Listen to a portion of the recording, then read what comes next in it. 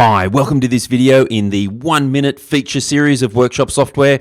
In this one, it's going to be a tough one because it's jobs, and we're going to show you the job management in just 1 minute. That's going to be a tough ask, but I'm going to see if I can do it. So start the clock, let's go. So jobs in workshop software is a massive part of the whole workflow of how you manage workshop software. So you've got the booking diary, and the booking diary you can see, for example, monthly, you can get a weekly view, you can get a daily view, and look at it today. You can look at it on a list view, all sorts of stuff. You can move things around, so you can grab something, move it to a different technician, move it to a different day. You can edit it. You can do things like start all jobs for a date and all sorts of stuff like that. So you've got the booking calendar.